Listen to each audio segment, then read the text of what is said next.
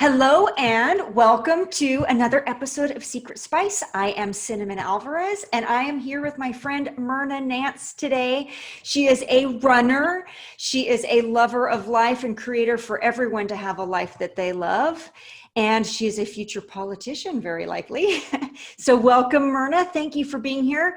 Today we're going to talk about how you came about this major transformation of your life and creating yourself as a healthy, sexy love goddess, and particularly a marathon runner when that was nothing that you had imagined you would be doing before. So tell those of us who don't know you about your life before and after, and why I would say I want to know more. Well, before I started running was never something that I thought about doing. It was, for me, fitness, losing weight, I'm kind of like the person who's kind of yo-yoed with my weight. I've been heavier, I've been lighter, I've done other different kinds of things to get fit or to get healthy. And even the running became not about being healthy, but so many different things. And I was on a journey to health and fitness and created myself as a healthy, sexy, fit goddess.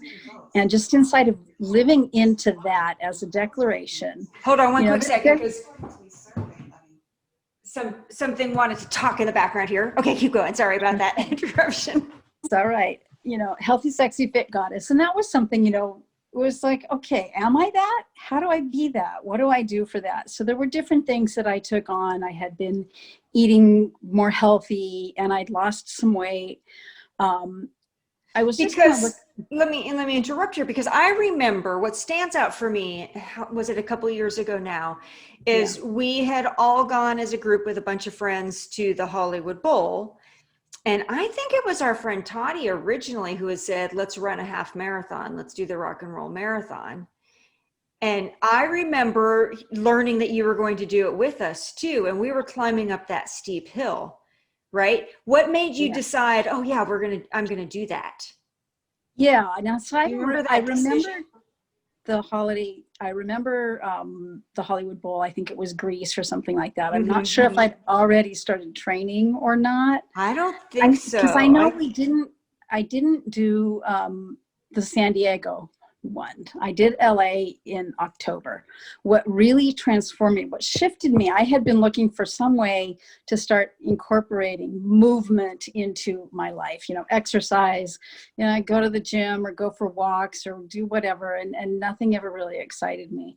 Well, what really shifted for me, and I had talked to people, our friend Fatima had talked to me about running marathons or half marathons, and I kind of played around with the idea of like, maybe I could do it. I don't know, but never really thought about it. But what really transformed for me was when Fatima and a couple of our other friends got the film Skid Row Marathon to play at the Long Beach Art Theater. And I watched that movie and I get chills and I'm getting teary-eyed just thinking about it. I watched this movie about a federal court judge in LA who trained these people from Skid Row, from the Midnight Mission, at the bottom of their luck and the bottom of their lives to become marathon runners, and takes them around the world to run marathons. I watched that movie without a dry eye the entire time. And then I thought about it, what about me? What if they can do it?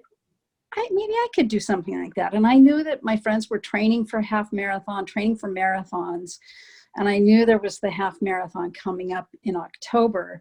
So I talked to our friend Scott, and I knew he was coaching people to run marathons. To run marathons.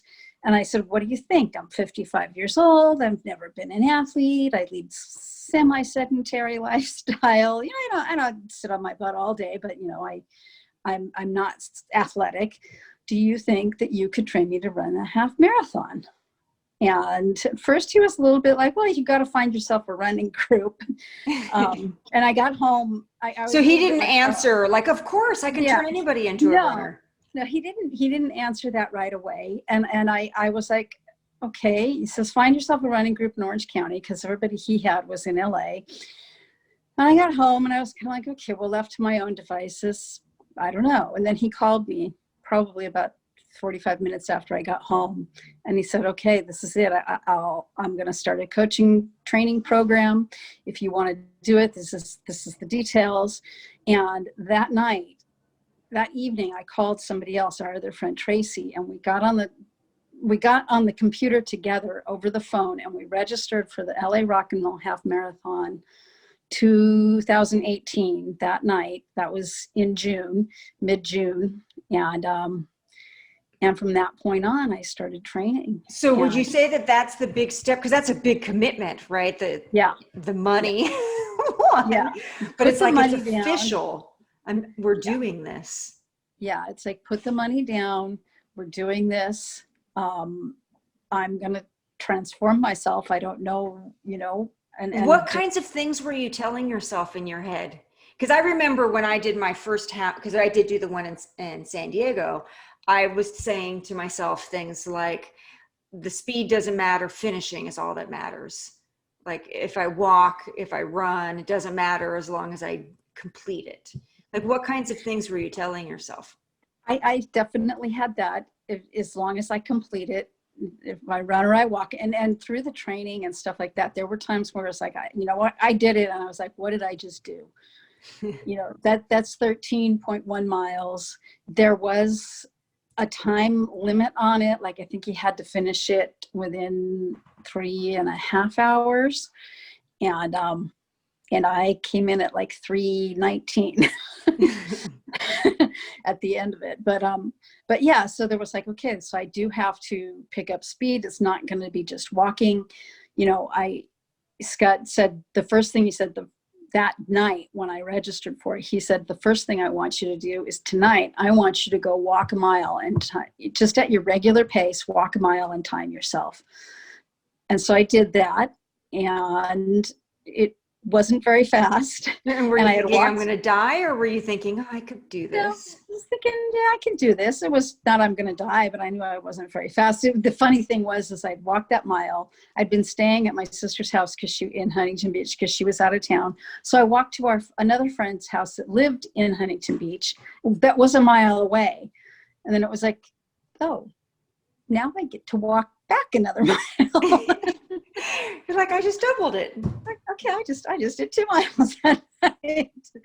And I was like, okay, I got this. And we started meeting as a group. There were a whole group of us that got together, and religiously every Sunday morning, Scott created us a spreadsheet of how many miles during the week we had to run. And then we would meet every Sunday morning and do our longer run. Midway through the training, about a month into the training, I went up to Victoria, BC to visit my daughter for a week. And that was when we went from doing, like, we had been doing 2 and 3, 4 miles. I think I'd done as much as 6 miles. But that week, during the 2 weeks that I was there, I had a 7 mile and an 8 mile that I had to do on my own without the group. I mean, the group would be running at the same time I was running, but you knew the group was going together, but it really took your self-discipline to get yourself out there. You're on vacation. It really did. And I did it. So, and you did it by yourself. You didn't talk your daughter into going with you, or? Well, she's not a runner either, and neither is my son-in-law. So, we went on a lot of walks when I was there. They like to walk a lot, and they have a really beautiful area there that they get to walk in. It's a beautiful area. They live right next to this trail on Vancouver Island called the Galloping Goose Trail, and it runs the length I think it goes all the way around the island, Vancouver Island, which is where Victoria is. And I didn't, run the whole thing, but it's just, they were like a 3-minute walk from that trail. So it was the perfect running trail. I had a place to go, a place to run where I would see runners and bikers and walkers. And so there was community out there. And it was really great. So I was able to do that. But, going back to Skid Row Marathon, that film in and of itself in many ways has changed my life. Because now you're running with the Skid Row Running Club. I do run with the Skid Row Running Club. So around that same time that we started training for the marathon, myself and Tracy Hunt and Paula started going down. The Skid Row Running Club runs from the Midnight Mission in Skid Row through downtown LA every Monday and every Thursday. So we started going down on Thursday mornings, bringing water and oranges and snacks for the running club, for the Skid Row Running Club. And then we would start to figure out when birthdays were, and we'd bring cupcakes or cakes for celebration. So you were mostly just support. You weren't necessarily running with them. Yeah, we were support. And then eventually we started, when we could, because I would come up from Orange County. I would go from Orange County to downtown LA before work, do that. I still do that. And then what hour in the morning? Let's see, they start their run at 6 a.m. So we would get down there at 6:45.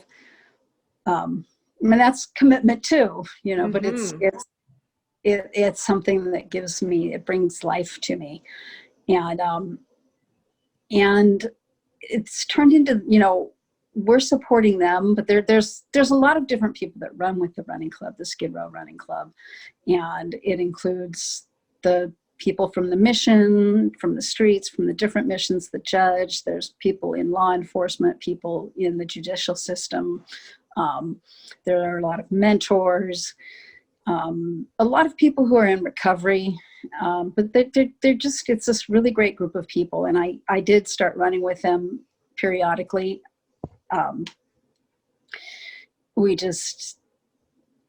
They have, if I have a day off, if I have a Monday off or a Thursday off, and Tracy can I don't want to go by myself down to the Midnight Mission and because I'm slower than the rest of them. So when I go down there, I make sure I've got somebody with me who will kind of stay back with me a little bit.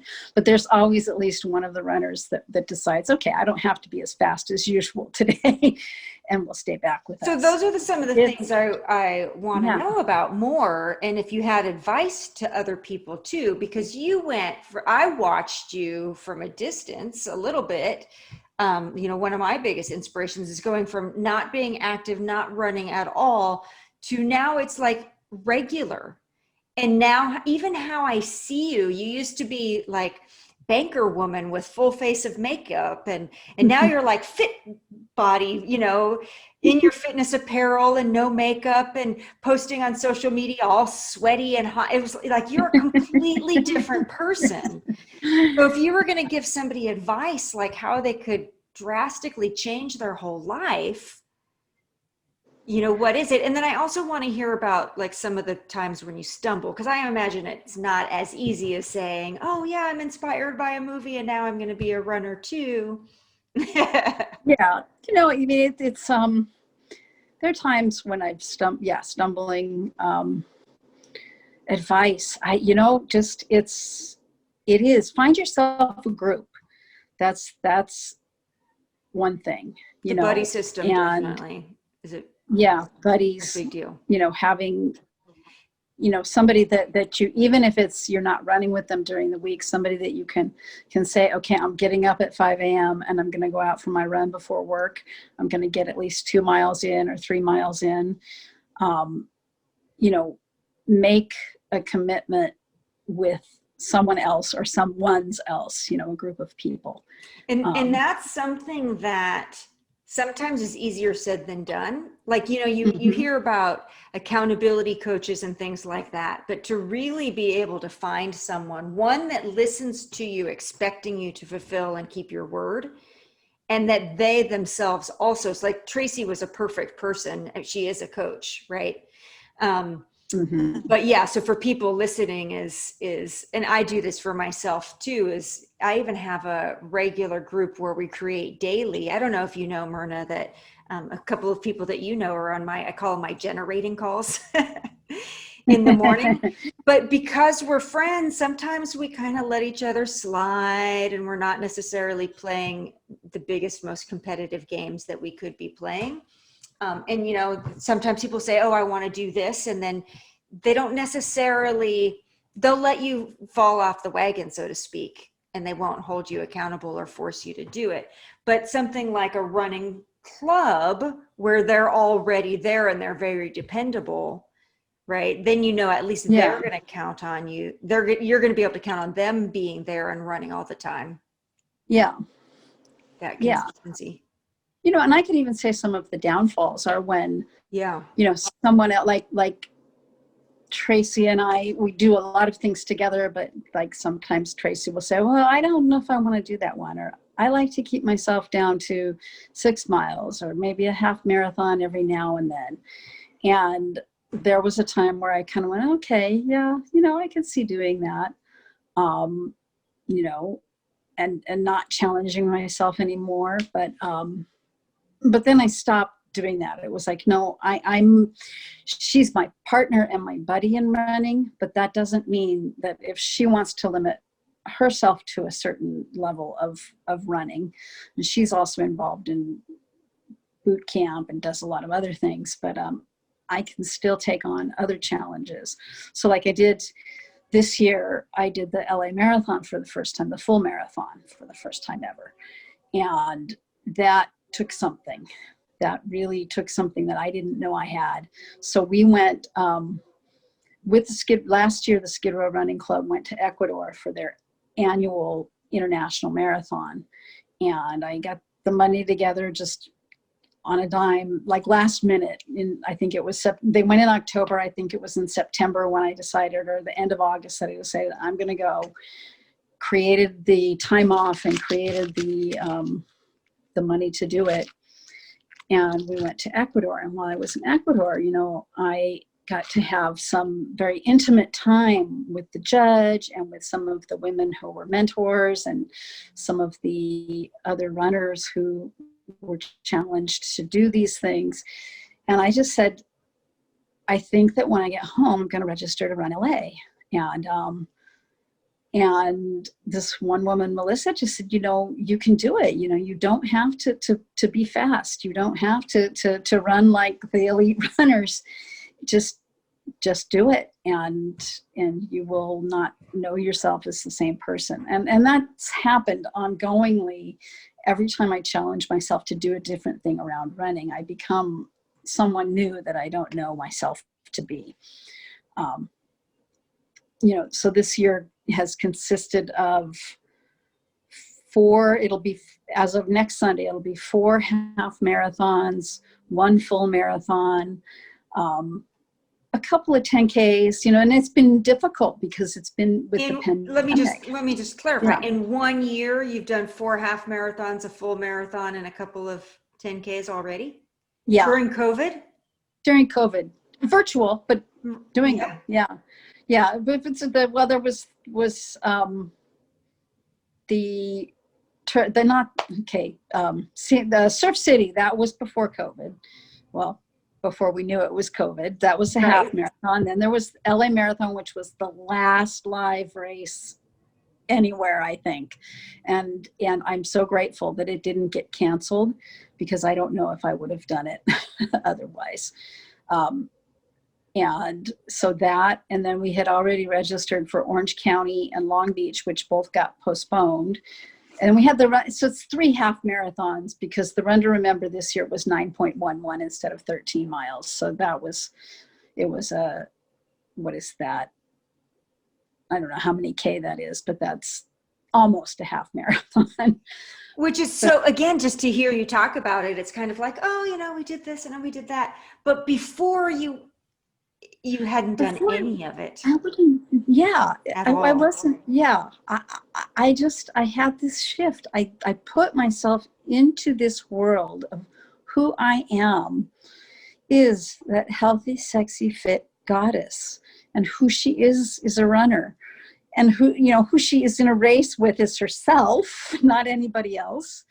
And so do you have do you have any other rituals of, like you create who you are to be? Do you write on a message board? Do you journal? Do you do affirmations, meditations? Like, what is your self-talk consist of? Sometimes I meditate. Sometimes it's just having conversations with the people in my life that I love. I I listen to, there's no one particular that I listen to, but I listen to motivational things on, whether it's YouTube or, watching some of the things you've put out there. I get it. You reading your book, generating happiness. Generating your own happiness. Yeah. Generating your own happiness. Yeah. So, it's like, if I'm going to be this person and I'm going to love my life this way, it's really up to me. And I always invite community in. And, I'll attribute a lot of what I do and the commitment that I have. I'll attribute some of it to Landmark Education, Landmark Worldwide, and the Wisdom Course, because I do participate in those programs ongoingly. And in seminars, like last year when I was going to go to Ecuador, it was looking like, money. I don't really have the money. I don't have the time off right now, but I was in a seminar. I was in the money seminar, oddly enough. And one of the things you do is you create a game around money. You can't just create a game, and it could be around money, but also around transforming your relationship to it. So I created, my game was called Run the World. And it's kind of a play on words, because running, I wanted to start running and traveling to run. So I did that with the Skid Row Running Club. I got myself to Ecuador. It was the end of that seminar that I put myself into it. And it also kind of playing on it, like I am creating running for Congress in 2022. So running, there's another form of running. So I always like to play a game with it. And another way I stay motivated is I look on Facebook, there's different challenges. I've been part of this Run the Year program that is every year. There's run. I started in 2019. It's due 2000. The goal is 2019 miles in 2019. I think I did about 1,200 miles, almost 13 in 2019 by the end of the year. This year in 2020, at the beginning of last month, I hit 1,300 miles. So I already passed last year for this year. And it's, we've got the groups, and there's lots of inspirational things that go on inside of those. Someone else introduced me to a group called 30 Runs in 30 Days. And every quarter, like they have a winter, spring, summer, and fall 30 runs in 30 days, where you either run or walk 2 miles, at least 2 miles every day for 30 days. So I've done spring, summer, and then I just completed fall in that. So I look for, and that's my tip for people, is look for ways to challenge yourself. Look for ways, if you want to stay motivated and stay involved in doing it, look for ways to do it. And, there's probably 500 people that do this 30 runs challenge. They're all across the country. I don't know any of them personally, but we are all a community, and we comment on each other's posts, and I give my word to that, so that's where I get the motivation, is like, I'm someone who, if I'm going to give my word to it, then I follow through with it. Challenges. Yeah, I've had challenges, physical, particularly physical. My feet have issues. I haven't gone to the doctor for it, but sometimes after this bout of doing 30 days, and I did more than 2 miles on several of the days, but yeah, we're not spring chickens anymore, but you're doing it. I work at a credit union, and I'm a branch supervisor at a busy branch. I'm on my feet a lot. It's not a sit behind the desk job. I mean, there are moments where I'm sitting behind the desk talking to an associate or working with a member. Sometimes I'm at the concierge or on the teller line. I'm going back and forth across the branch, checking on people. So I'm on my feet a lot at work. And it's interesting because with steps, I put in probably 2 to 2.5 miles in steps a day just at work. So do you use, some of these step counters and things, or do you use an app on your phone? You're tracking it? Like, what other types of tools and tricks? I have my Apple Watch. A lot of people like Garmin or different things like that. I started out with a Fitbit, but then I got an iPhone, and a friend of mine introduced me to Apple Watch. So I got my Apple Watch, and I've tried other like Nike Run Club and some other things, but I like my Apple Fitness thing. And I have a calorie goal and a move goal for how many calories I burn every day, an exercise goal every day. I have a stand goal. If you stand at least 12 hours for at least a minute and an hour, and that is easy to do. But it's just something, and then I can track my runs using that too. So that's just what I use. But something like that is helpful. It's something that woke me up to see where I thought, here I work and I don't really have, sometimes I get in the space of I don't have time, or I get home from work and I'm so tired. Well, when I look at what I do at work, sometimes it's like, okay, yeah, I get a little movement in. I mean, the time conversation is pretty common for all people to say, well, how, I can say that I want to do something, but how am I going to find the time? But you're in the morning in the work week, living and working in Orange County, going to LA to Skid Row and back. That's not something like, did your whole sleep cycle and everything change when you started doing this? Early riser naturally? Sometimes I'm not I'm not an early riser naturally.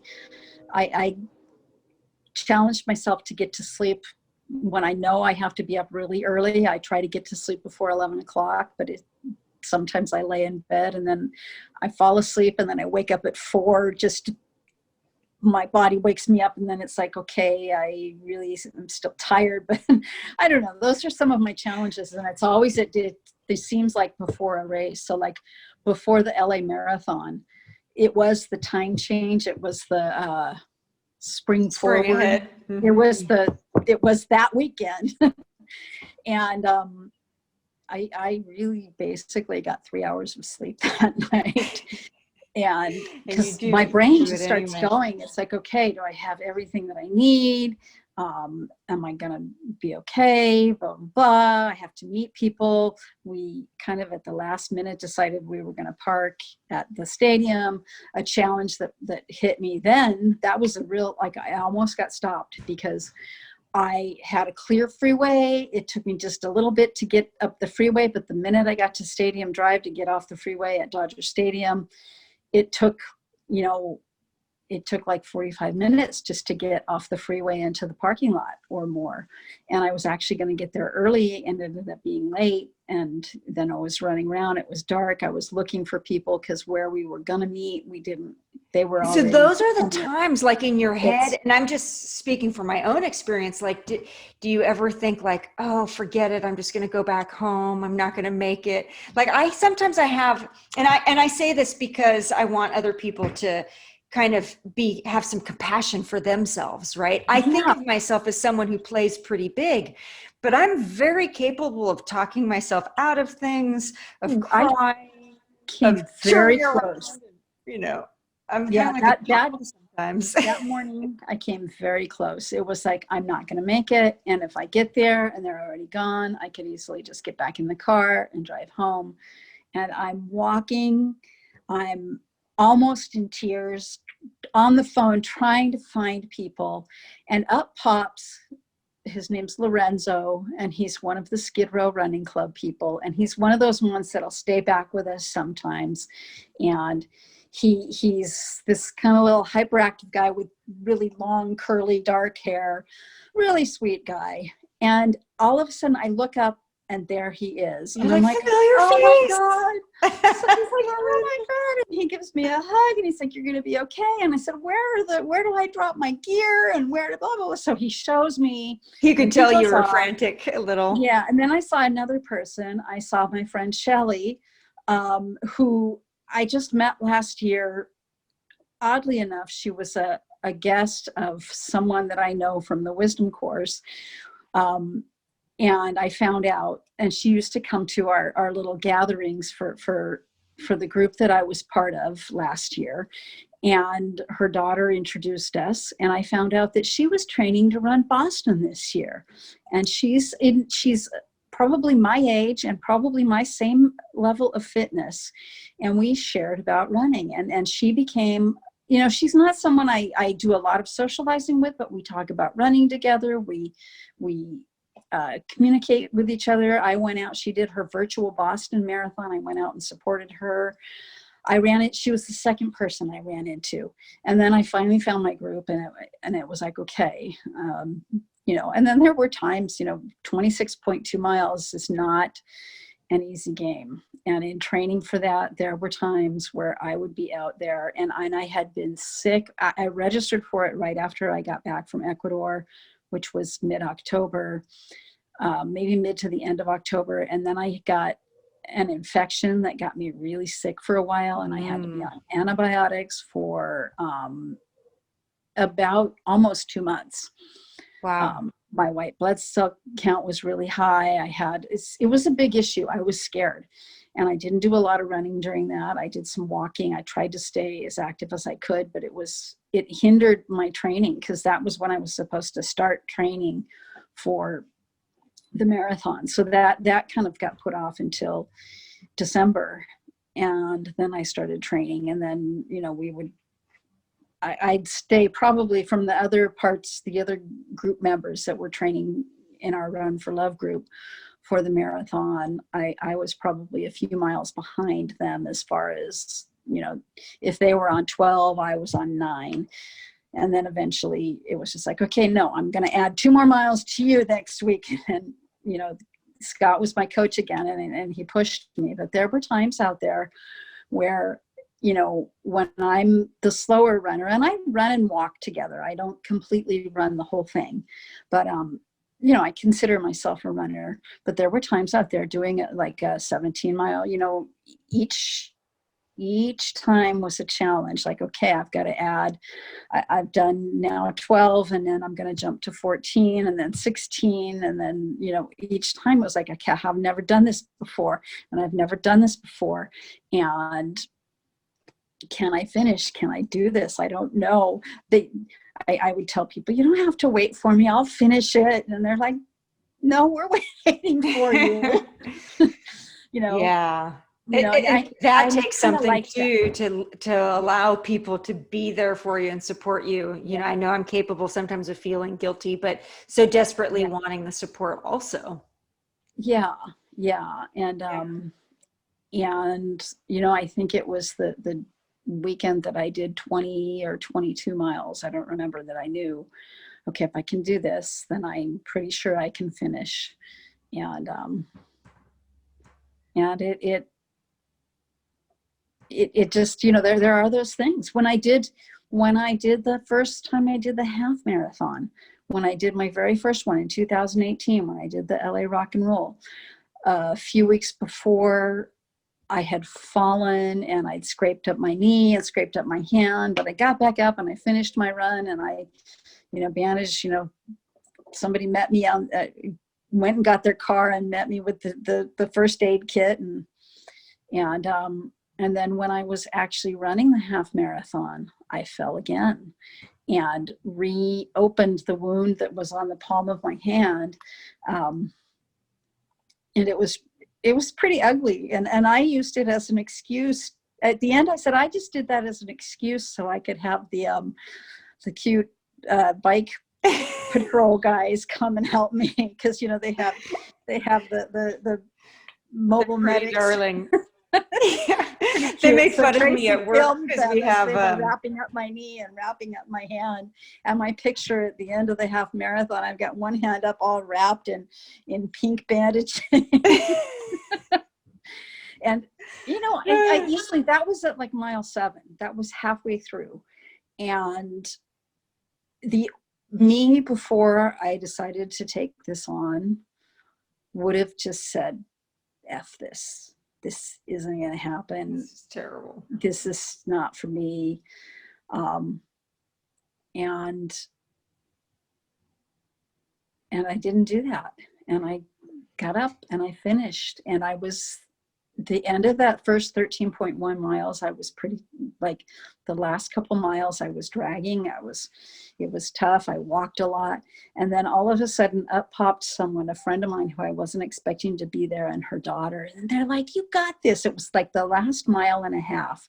She was wearing flip-flops, and she jogged along next to me for about half a mile in her flip-flops saying, you see that light right there? You turn that corner there and you're going to go across the finish line. People You are got this. so awesome. Or And people are amazing. yeah. And it's just, it's, one could say running is a solo sport. And there are times when I use that running as my meditation. I don't, usually I run with music and I just listen and I just kind of go into that. But sometimes I purposely don't bring my earbuds and I just go and I just let all the noise that's in my head go in and out, and I process things while I'm running. I think that's why they call it runner high. Yeah. I remember years ago riding my bicycle up a hill and getting on the bicycle in the beginning thinking, the self-talk sounded something like, I'm in such bad shape. This sucks. This hurts. I'm never going to be able to, like, just rah, rah, rah, rah, like really negative, like, oh, you're terrible. You're never going to get this done.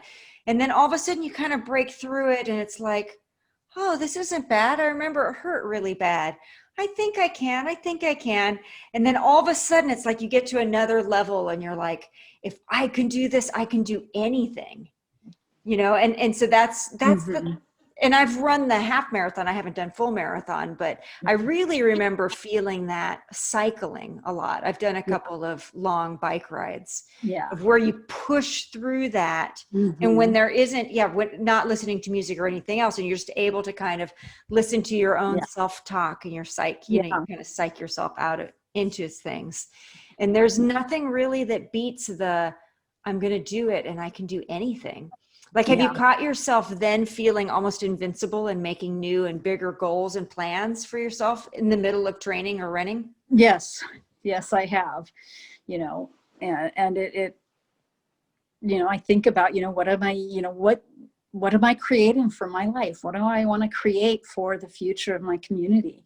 And, I'm at this point now where talking about running for Congress and actually putting it into action, because this current election cycle is obviously over as of today.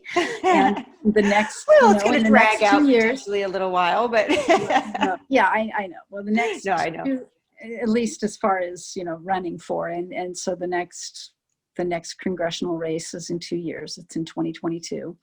So it's time for me to really get with the people who can help me create in language my platform inside of that. So that's my next step, is really like looking for who are going to be the people in that, who are, how am I going to be this person that I am around running on my feet, running for Congress, that I'm not going to get stopped by the things that could stop me, that usually stop me, and like really taking what I've learned from this. And, going back a little bit to, one of the things you wanted to do with me sharing is to, like, how do I inspire people? That's something too. And that I took on when I started running, and part of being healthy, sexy, fit goddess is it's not just about me. I want to inspire other people who maybe have negative self-talk, or think, that they can't do something, or that their body, or that they've given up. I want to inspire other people. And I would go to work and share with people. And I had one young woman who had 2 little children. One was like 18 months old at the time, maybe 2 years old at the time. And she had, she's a new mom, kind of, working and kind of let herself go a little bit. And she started taking on running and going to the gym and working out. And now she's super fit and healthy. And, there have been other people in my life that have been inspired to do things. I had one of my friends who used to be a runner and a marathoner, but because of her knees had stopped, she lives in Nebraska. And when I started sharing that, she said she and her husband started taking on bike riding again and doing long distance bike riding because they watched me start doing the marathon. And her sister is also a marathoner and runs like a few marathons a year. And she and I communicate back and forth all the time. It's something, you know, when I know that Healthy, Sexy, Fit Goddess is not just mine, it's a gift to anyone who wants to take that on and fit into it, whatever works for them. And it really, really is. You know, Yeah. I'm a little bit younger than you are, but you are the perfect example for me in lots of areas of my life of like, wow, if Myrna can do that, I can do that, or I can do this, anything. Mm-hmm. And Yeah. that's what's so exciting is that sometimes, you know, a lot of people don't like to set goals. It seems like you're pretty comfortable with playing games and setting goals. I think a lot of people have different hangups and don't like to create New Year's resolutions and goals and don't want to fail at things. And but what I think is when people like you, one of the things that's so inspiring is that you're creating your own goal, but it's almost like you're also giving the rest of us all permission to go after whatever our heart desires also. Yeah. And we see parts of ourselves in you that's like, wow, she's doing it, I can do it. Mm-hmm. You know? Yeah, and really when you realize that the failures inside of it, because I've had failures, but those are the opportunities to build. Those are the opportunities to learn something new and add something different to my training or to things. You know, my next half marathon is next Sunday, and that's the day before I turn 58. Woo! So it's like, ooh, I'm gonna run a half marathon for my 58th birthday. So, you know, it's pretty cool, you know, that I'm going into this later, you know, in some people's, in some categories, I'm considered a senior citizen. I don't think I'm a senior citizen. That's awesome. You know, it's kind of an well, in odd some thought. categories, you were considered a senior citizen before you started True. your fitness journey at all. Yeah, I'm You know, over starting 50. at 55. Yeah. Yeah. So, you know, there are places I can go and get that senior discount if I want. So everyone You know, listening, it's not too 65, late. Yeah. Yeah. No, it's never too late. It's never too late. And, you know, even if it's just getting up out of your chair and walking, you know, setting a timer to move around, you know, sometimes if I don't feel like running, I will turn on the music and I will dance for an hour. And when I say dance, I don't mean anything professional or formal. It's just you don't like get paid to move around dance. the house, get the hips going, get the arms in the air, and just, you know, dance. It's all, you know, play. I have to, when I set a goal or something I want to achieve, I have to have some fun inside of it because I can get very serious. I'm actually people don't believe this about me, but I'm actually a very kind of an introvert and kind of serious, and I don't like to share myself a lot. I believe it because I something am too. Yeah. Yeah, I believe it because I am too. I have a stepdaughter who's more of your stereotypical introvert. And I have one good friend who knows this about me, that I can hide and become very introverted. And she's like, oh, that's because you're an introvert. And people don't normally think about that because I think I have kind of a large personality. But I believe you that, yeah, I can. I haven't been that sad hunkering down with COVID and not going out. I'm kind of excited that all of my meetings are online and I don't have to go in person. Yeah. You know, it takes something. So yeah, I believe it. Yeah, I'm an introvert, but I'm also a very social person too. So COVID's been difficult, you know, to go running with my friends, but staying 6 feet apart and not giving those sweaty hugs has been hard. But it you know, it's been necessary. Yeah, you're definitely someone that I think of showing up, right? You get the party invite and you show up for sure. And I do think that is a key contributor to success in anything, right? So the things that I just kind of reflect back, the things that you told me is you made the decision that you wanted to do it. You created the goal for yourself, community big, showing up big. Yeah. Yeah. Even when I don't want to, when that alarm goes off early in the morning, it's like, Yeah. Yeah. I have a little bit of a headache. Like I could easily say, I don't feel like it today. Just doing it. Yeah. And continuously Thank you finding. for sharing. Yeah. And one of the other things that I heard you say too, for anybody listening, of like the key elements is continuing to feed yourself new and different inspiration and motivation. Mm-hmm. Right? Yeah, Like listening to absolutely. different YouTube and reading books and creating different games and taking on different challenges and those types of things. I Yeah. think that's a big one. Like one of the things with entrepreneurs is we're known for reading a lot of books, becoming avid readers and trade shows and all these different types of like food for thought and inspiration and Yeah. motivation.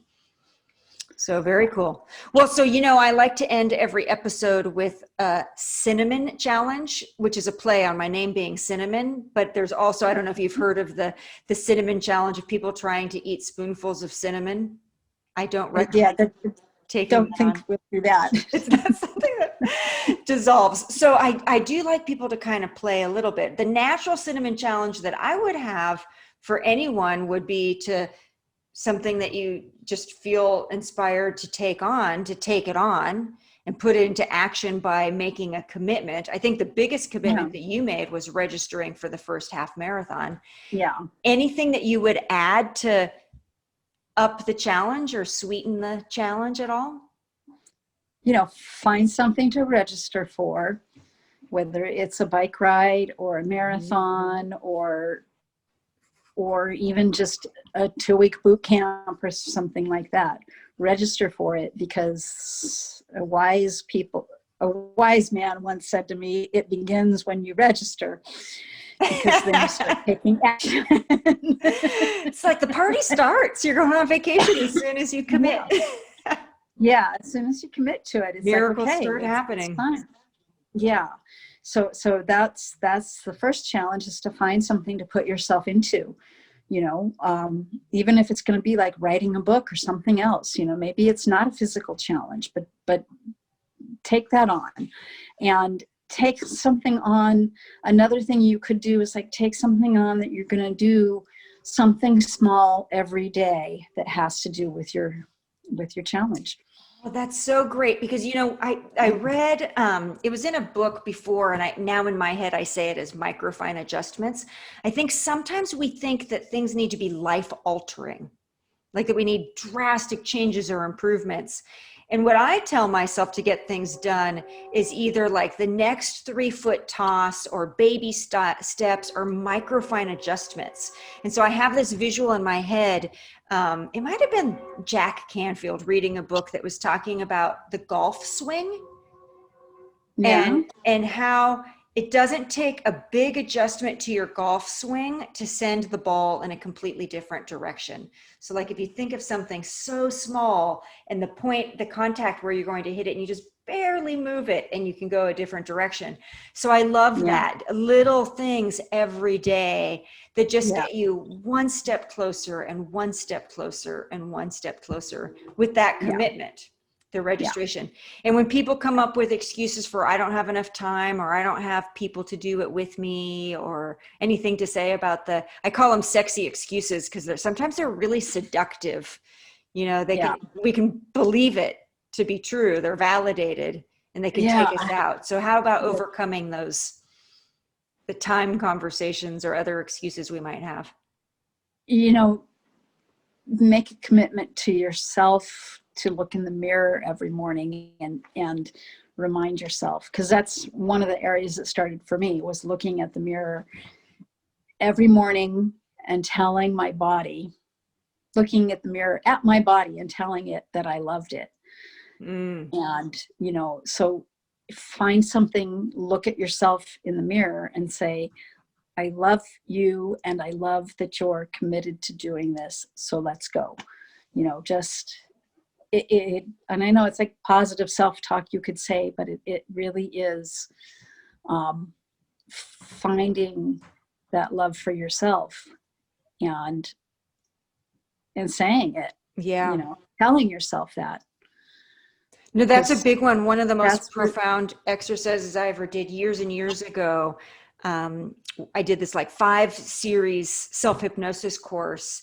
And one of the exercises was imagining the little girl Cinnamon sitting on my own lap and asking her what she wanted and being able to respond, kind of like a parent would. And so since I had that experience of being able to be loving and nurturing to the younger version of myself, I can do exactly what you're describing, is look in the mirror. And instead of berating and saying, oh, look at the cellulite, or, oh, now I can just be wrinkles. like, right, the wrinkle. Well, I'm kind of fascinated with aging. I think it's kind of fun. I'm like, oh, that's weird texture right there. But to be able to do it lovingly and nurturing and be like, no, I heard you when you said that you wanted to write a book, like, that I've accomplished that. Or I heard you when you said you wanted to run the half marathon, and I know you might be afraid. And, we can have this. It's okay. We're all crazy anyway. Have the loving conversations with ourselves. Yeah. Because if there's no one else to tell you, but I also suggest finding a group. Like, you have a group that you talk with in the mornings. Every Monday through Friday morning. I have a group, that was the one thing that Scott told me. The first thing he said was find a running group to run with.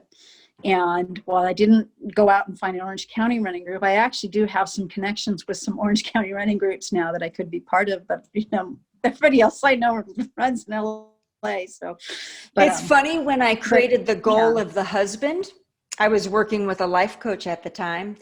And I remember I said to her, like, well, I was thinking of online dating, and she's like, well, what's the reservation? And I'm like, well, I don't want everyone to like know that I'm shopping or looking. And she laughed and she's like, oh, heaven forbid that people know what you want. So there really is something to joining the group and having that expectation there.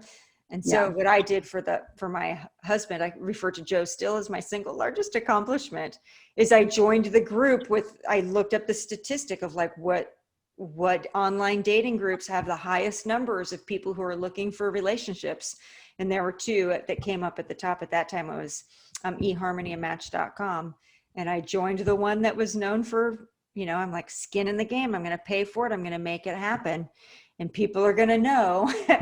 But I also recommend for people, like, don't stop there only, right? Is that every day there's another level of commitment. So one of the things I do is I keep asking myself, and what else could I do to get me one step closer? And what else could I do? Right? It's not only the group, because maybe you have 2 friends and then they decide they don't want to do that with you anymore. Right. And then you kind of have a setback, or maybe you register, but something like COVID happens and the event is canceled. So what else and what else? And don't, have you heard the term throwing shit at the wall and something sticks? Terrible analogy. But like, once it sticks, don't stop. I think that's one of the biggest things I see when I'm coaching people, is that they think that they have something. It's like they're so close to fulfilling on the goal that it's almost like they won already, and you stop. And so don't stop. You're not done. It's not over yet. Create another way to make sure that you're fulfilling on that.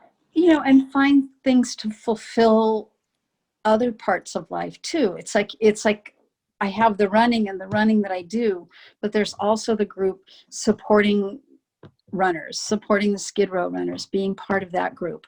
While they ran the LA Marathon, I ran it with my Run for Love group, but they ran it, but we went at the end of the day and met up with them. Brilliant. And one of the most moving things that happened for me was, as we were leaving, the judge at the judges' chambers he has dinner for everybody and a gathering at the end of the LA Marathon every year. So we went to that.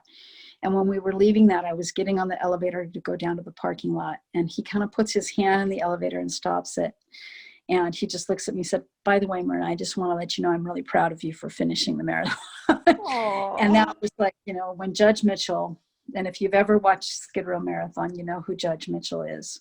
When Judge Mitchell tells you that, it's like, this is it. I'm going to keep going. That's amazing. And so I just want to repeat for people listening, because one of the things that you said is so brilliant, is that it's not just the receiving, it's also the giving. Yes. right? And so Yeah. you have the support structure for people supporting you, but you're giving back also. Absolutely. Yeah. The altruism, like we really do want to make a difference in other people's lives. And that's a big part of fulfilling on something that might be a personal desire or wish, but then we're giving generously also, and acknowledging, like you're receiving the acknowledgement and you're giving the acknowledgement. Yeah. Those things go a really long way. Yeah. It can't be all about me. It's Right. about, It's never, even though in our own little world and bubble, it is kind of all about me, but it's not. It's all about us. yeah. That's what we're hoping for. Yeah. Yeah. Well, thank you, Myrna, for taking the time to talk with me. I just love you so much. I love you too. Thank you for thinking of me and having me be part of this. I've been really wanting exciting. to for a long time. I'm like, I want Myrna to tell her story. So, yeah. Well, thank you. Awesome. You're welcome. All right. Well, have a good night. Thanks again for everyone who's watching, listening, playing, commenting, liking, subscribing. We want to hear about what you're taking on for your life because it's exciting for us and makes us up our games too. Yep. So thanks again. Thank you. Bye. Bye.